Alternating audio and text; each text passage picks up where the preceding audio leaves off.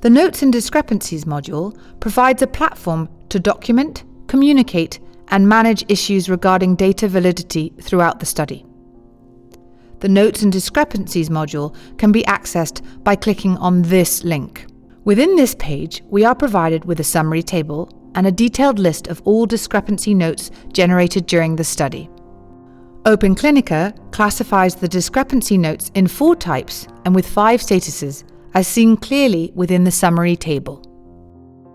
Regarding the classification of discrepancy notes, annotations are created by the investigator to make comments or provide information about the data that cannot be adequately represented in the CRF. Reasons for change are created when the investigator changes a data item after a CRF is marked complete. Failed validation checks are created when the investigator saves any data that does not comply with expected values. And finally, the queries, which are created by the monitor to ask questions about the data to the investigator. Regarding the possible statuses, we have new, updated, and resolution proposed, which require action from the users, and closed or not applicable, which do not require any further action. The list of notes and discrepancies might get quite long during the study. Use the filters on the top of each column to organize and select discrepancy notes as you wish. For example, by selecting the new and updated ones and select a particular subject.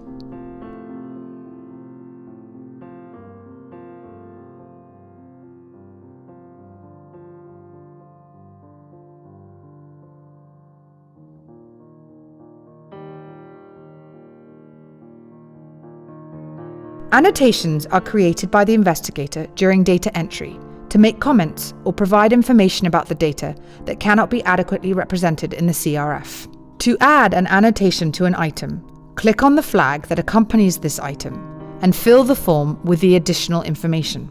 For example, we include an annotation to report why the visit was performed 1 day later. In the description, write "late visit," and in detail note, "the subject came 1 day later because of personal problems."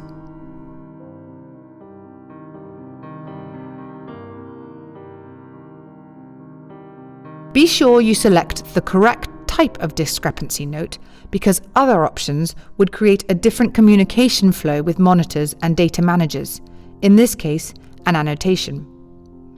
OK, submit and close to save the annotation. Return to the Notes and Discrepancies module to see that the new annotation has been included in the list.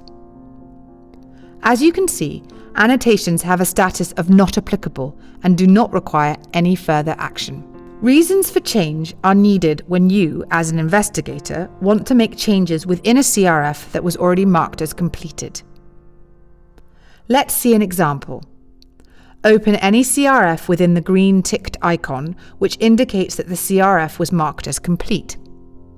When we try to change any data, the system will request a reason for change. To do this, just click on the flag that accompanies the item and fill the form. In the description, write the reason "updated because of a mistake," for example.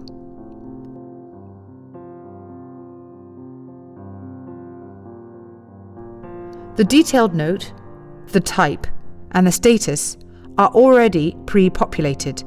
Update it if required, and click on Submit and Close.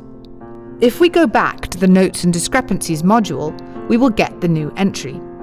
Reasons for change have a status of non-applicable and do not require any further action. Failed validation checks are created when the investigator saves any data that doesn't comply with what is expected by the system. Some examples of validation checks are completeness in fields that are mandatory, that a numeric value is within a plausible range, for example, body weight between 40 and 150 kilos in adults, that the data is consistent with previous information. OpenClinica's philosophy is to make your life as an investigator as easy as possible. Therefore, the system will not ask you twice to correct a data field. Let me show you this with the following diagram. The first time you click on the Save button, the validation checks are executed. The data is saved only if there are no errors. Otherwise, the data is not saved, but an error message, together with an exclamation mark, is printed for each potentially incorrect value. Review and correct the value if necessary, and click for the second time on the Save button. The validation checks are executed again, but this time, whether correct or not, the data will be saved. If the data is saved with errors, discrepancy notes will be automatically generated to keep track of them. Let's see this behavior entering some data. Within the Demographics and Anthropometrics CRF, we have implemented a number of validation checks, like checks to ensure completeness of the CRF, and a check to confirm that the body weight is within a plausible range from 40 to 150 kilos. And make some mistakes on purpose. I will leave the gender of the subject empty and enter 160 kilos for the weight. Once we have it, click on Save so the validation checks are run for the first time and we get the error message. As expected, we get two errors, one for the empty field and another one for the weight being out of the plausible range. I realize about the mistakes, so I correct them and click on the Save button for a second time. Since we corrected the mistakes, the data is saved with no discrepancy notes. We can see this by going back to the CRF and see that the flags are all blue. Let's see now what happens if we click twice on the Save button, but the data is still incorrect. So, let me repeat again the same mistake for the weight. As you can see, when I click for the first time on the Save button, I get the error message. When I click again on the Save button, although the data is still incorrect, the system will save the data and generate a discrepancy note. We can see this by returning to the CRF and seeing that the flag of the weight variable is now red. Open the discrepancy note by clicking on the flag.